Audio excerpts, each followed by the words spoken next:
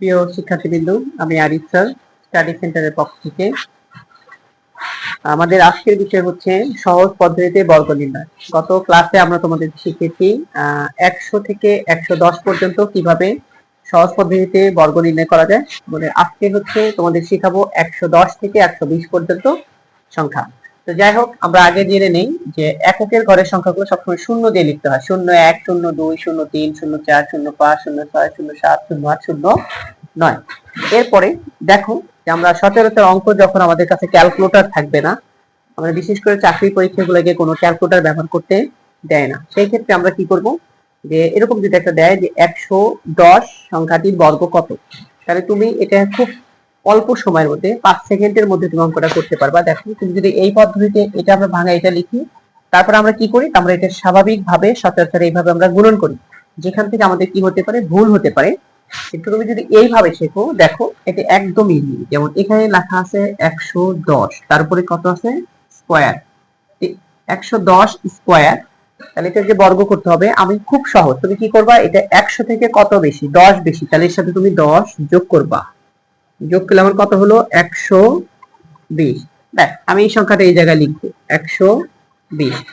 120 লেখার পর তোমার এখানে সংখ্যা ছিল কত, 10। এটার উপর তুমি আবার কি করবা, বর্গ করবা। আগের নিয়ম, তাহলে বর্গ করলে সংখ্যাটা আমার কত আসে, এটা যদি 10 এর উপর তুমি বর্গ করো, এটা হবে 100। তাহলে এই 100টা তুমি এবার এই ঘরের নিচের থেকে লেখা শুরু করবা। তাহলে 100। এখন তুমি যদি এটাকে আবার যোগ করো, যোগ করে তোমার যোগফল কত আসে, দেখো তো, 1 2 1 0 0। সুতরাং 12,100, এটা হবে তোমার উত্তর। আর আমি তোমাকে যদি আরেকটা অঙ্ক দেখাই, এইরকম যদি আরেকটা অঙ্ক দেখাই, তুমি যদি খেয়াল করো দেখবা, এরকম তোমাকে আমি আরেকটা অঙ্ক দিলাম। যদি অঙ্কটা এরকম হয় যে নাম্বার 2, 116 উপর যদি তোমার স্কোয়ার হয়, তাহলে তোমাকে বুঝতে হবে এখানে কত বেশি, বলে 16 বেশি। তাহলে 16 যোগ করে দিলে আমার হচ্ছে কত, 16 যোগ করে দিলে আমার হচ্ছে এখানে 132। তারপর আমি কি করব, এই যে 16, এই 16 এর উপর আমি আবার বর্গ করব। 16 এর উপর বর্গ করলে কত হবে, 16 যখন তুমি গুণ করবে তখন সেটা হবে 256। তাহলে 256, 16 এর উপর বর্গ করলে সংখ্যাটা হবে 256। এখন তুমি যদি এটাকে যোগ করে দাও, তাহলে কত হয় দেখো তো, 6 5 4 3 1।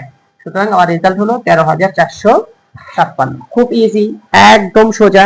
আর একটা অঙ্ক করে দেখো, নাম্বার 3, যেটা করো 114। ঠিক আছে, 114 কত বেশি, 14 বেশি, লিখলাম 14। কত হলো, 128। তাহলে আমরা এই পাশে লিখবো 128। 128। এখন এখানে 14 এর উপরে যখন তুমি স্কোয়ার করবে, এটা হবে 196। তাহলে 196। তাহলে যদি আমরা যোগ করি, তাহলে 6 9 9 2 1, খুব সোজা, 12,996। এভাবে তুমি 110 থেকে 120 পর্যন্ত যে কোনো সংখ্যার বর্গ খুব ইজি ভাবেই বের করতে পারবে। আমি তোমাদেরকে কয়েকটা অঙ্ক দিয়ে দিচ্ছি, তুমি এটা করে আমাকে অবশ্যই অঙ্কগুলার রেজাল্ট ইনবক্সে জানাবে। 115 স্কয়ার, 115 স্কয়ার সমান কত, 2 নাম্বার 111 স্কয়ার সমান কত, খুব সোজা, 100 লেখো 18। 118 স্কয়ার কত। অঙ্কগুলা করে অঙ্কগুলা ফলাফল আমাকে অবশ্যই ইনবক্সে জানাবে। যদি আমার ভিডিও তোমাদের ভালো লেগে থাকে, অবশ্যই ফলো শেয়ার লাইক দিয়ে পাশে থাকবে।